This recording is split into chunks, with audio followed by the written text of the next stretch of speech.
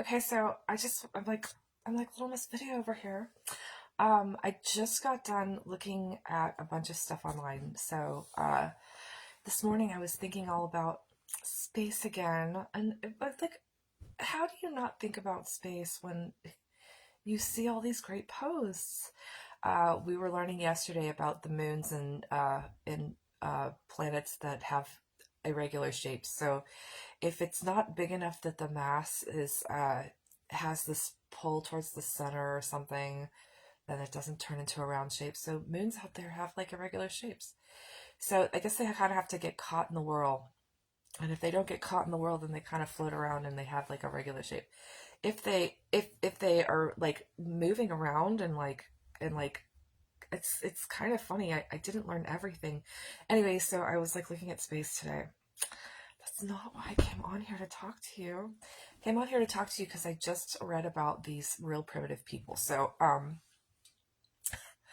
Space, it was really cool. It talks about space. I looked at space. I thought about space. Thought about the number zero again and it was very fascinating. Everything was cool. Okay, we're not going to go there. Um, let's talk about these people that Alexander the Great found.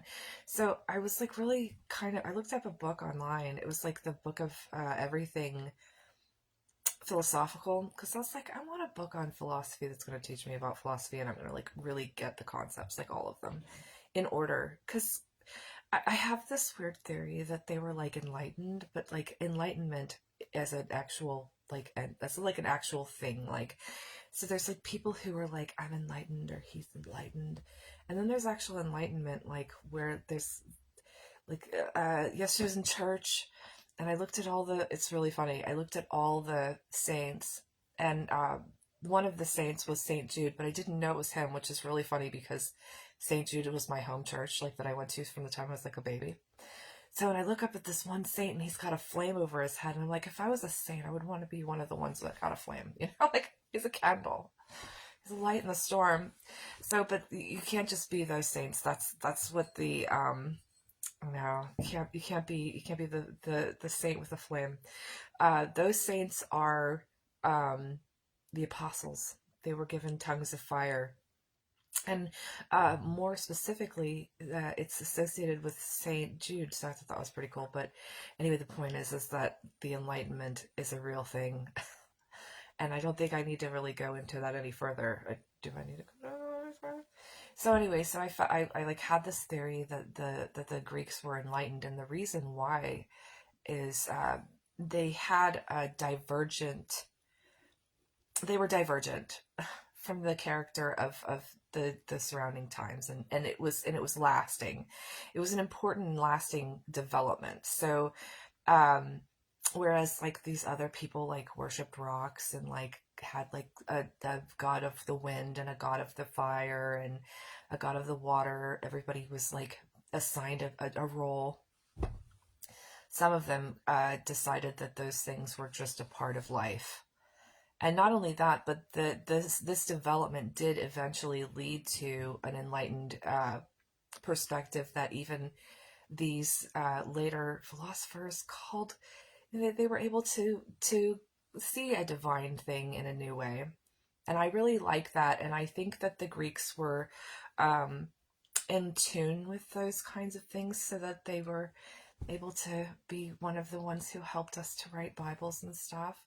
So anyway, and uh, what's his name? Uh, Later on, Alexander the Great. He's the student of Aristotle. If you don't know that, Peter, or his name was Peter. Is his name Peter or Paul, or what was his name? Philip.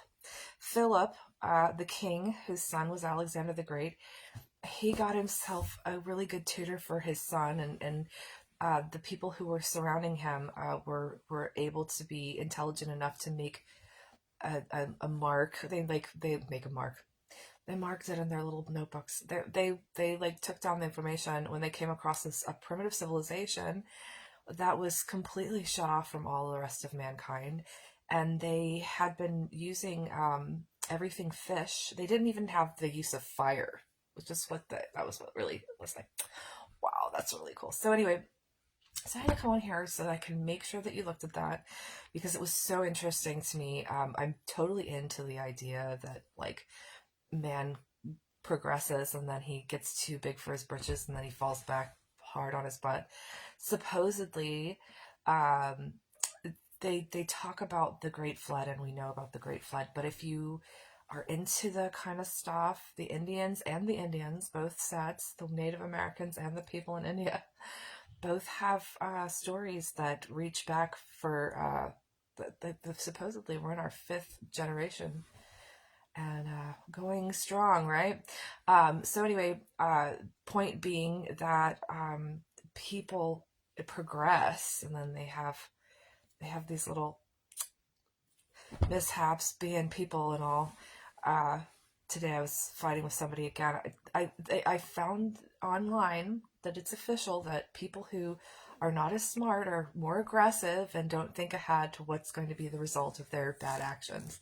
So we're in an age now where people think that aggression is going to take them places, and really all that it does is it wreaks havoc. This is why they have gods like was this not Shiva? What's the god that's the god of destruction? You have to know that this is what happens. You have to know that that's what happens when you're too aggressive. But I relent. I won't. I relent. I digress. I digress. So go look at that, and then look after you've seen this like fascinating thing about people who didn't even have fire. Take a look at the guy who just made his hut out of. He like sharpens all the sticks and like fills in the mud, and then, I mean, you're like, this is obviously, it's funny. It's obviously the mark of a person who's been able to read about things. We're primitive only so much. We're not primitive without knowledge. So it's fun to think about survival. Go ahead and think about your survival in this wild time we call the day of Starbucks, the day of Big Macs. Have a good Sunday.